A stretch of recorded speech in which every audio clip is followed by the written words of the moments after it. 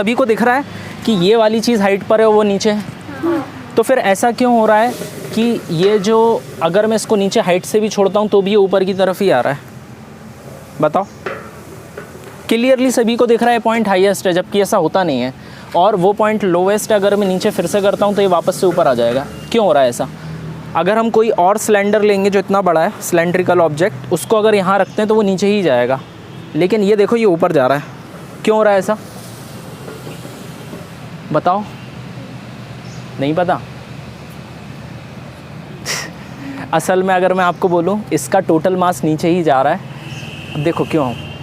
अगर आप देखोगे तो इसका जो ज़्यादातर मास जो कॉन्सेंट्रेटेड है ना, वो सेंटर में है। और इसकी डिज़ाइन इस तरीके से की गई है कि इसका जो मास सेंटर में, और अगर आप इसका मास देखोगे जो यहाँ से, अगर सिमेट्री में देखोगे तो इसके जस्ट जो सर्कल दिख रहा है ना बड़ा वाला, इसके सेंटर में इसका मास है।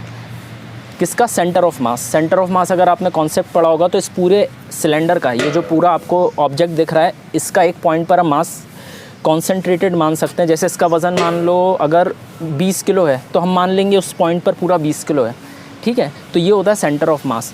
अगर आप देखोगे इस पॉइंट पर इसका सेंटर ऑफ मास लोवेस्ट है, इसीलिए सबसे ज़्यादा स्टेबल पोजीशन है इसके लिए, ठीक है। इसीलिए जब हम इसको, अब देखना ध्यान से, अब इसका शेप इस तरीके का है कि सेंटर ऑफ मास ऊपर उठ गया है यहाँ पर, ये देखो है ना, ये सेंटर ऑफ मास इसका ऊपर उठा हुआ है। इसीलिए यहाँ पर आपको ऐसा दिख रहा है, क्योंकि यहाँ पर आप देखो इन दोनों की डिस्टेंस भी कम हो रही है, और जैसे ही डिस्टेंस कम हो रही है यहाँ पर ये थोड़ा और ऊपर उठ गया, यानी कि अनस्टेबल है अभी। इसका सेंटर ऑफ मास हल्का सा एलिवेट हो गया है, और जैसे ही हम इसको छोड़ते हैं तो दो चीज़ें हो रही हैं, ये नीचे भी जा रहा है। क्यों नीचे जा रहा है? ड्यू टू शेप, है ना।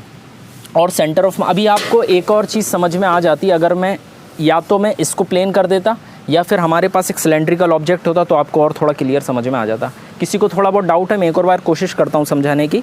इसका सेंटर ऑफ मास ये इस पोजीशन पे सबसे ज़्यादा स्टेबल है, नीचे है, और अगर मैं इसको इधर लेकर जा रहा हूँ तो ये थोड़ा सा एलिवेट हो गया है, ऊपर हो गया है, तो ये स्टेबल होना चाहता है। तो आइडियली हम देखें तो हो क्या रहा है, मास जो है ऊपर से नीचे ही जा रहा है, जो हम ग्रेविटी में देखते हैं, और हमें लग ऐसा रहा है कि ये चीज़ ऊपर जा रही है, ठीक है। अगर मेरे पास ऐसा कोई सिलेंडर वैसा दिख रहा है ना पीछे, वैसा अगर हम कुछ उधर रख के लिख पाएँ तब आपको इजीली समझ में आ जाएगा मैं क्या बोल रहा हूँ। या फिर अगर हम इस, जो ये आपको ट्रायंगुलर शेप का दिख रहा है, इसको हम सीधा पैरेलल रख पाएँ तो भी आपको दिखेगा कि ये तब नीचे ही जाएगा, तब ये ऊपर नहीं आएगा, ठीक है। समझ आ रहा है? पक्का? शक्ल देखकर तो नहीं लग रहा। ये अंदर भी रखा हुआ है, अंदर और देखेंगे एक बार, ठीक है। इसमें किसी और को अगर पता होगा तो पूछ लो, बाकी फिर अपन आगे बढ़ते हैं। पूछना है किसी को कुछ? अरे पूछो, सेंटर ऑफ मास क्या होता है?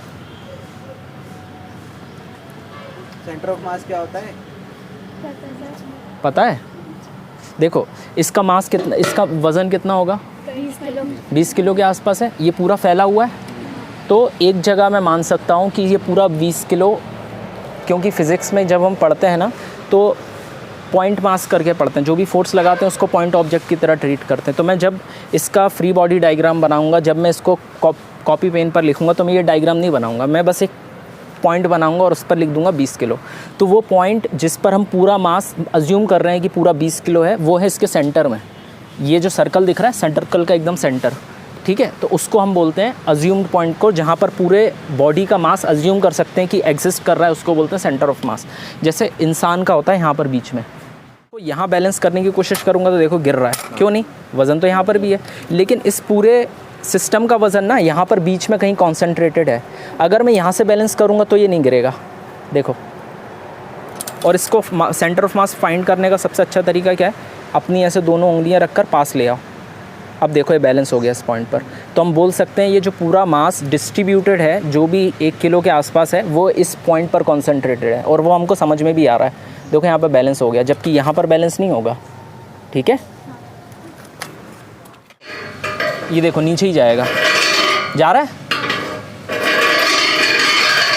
देखो इसका मतलब ये हाईएस्ट पॉइंट है। अब ये ना इवनली डिस्ट्रीब्यूटेड है, इसलिए नीचे जा रहा है। और अगर आप इसकी फाइनल और इनिशियल पोजीशन देखो, ये इनिशियल पोजीशन है और ये फाइनल पोजीशन है, तो इसका सेंटर ऑफ मास नीचे ही आएगा। लेकिन अगर आप इसके केस में देखोगे ना तो इसका सेंटर ऑफ मास ऊपर जा रहा है। देखना आप बस अगर इमेजिन कर पाओ तो इस सर्कल जो है आपको बाहर सर्कल दिख रहा है ना, इसका सेंटर पॉइंट इमेजिन करना अभी और अब करो। तो आपको क्या लगता है सेंटर ऑफ मास ऊपर गया या नीचे आया? ऊपर लग रहा है ना अलग ही, बस यही दिक्कत है, यही अनस्टेबल है। तो ग्रेविटी चाहती है सेंटर ऑफ मास नीचे आए, ना कि बॉडी पर। सेंटर ऑफ मास ओवरऑल नीचे होना चाहिए। तो इसीलिए यहाँ पर जो है ये वाला पॉइंट सबसे स्टेबल है, यहाँ पर सेंटर ऑफ मास सबसे नीचे, धरती के सबसे क्लोज है। ठीक है, ये लो भाई रख दो उसे।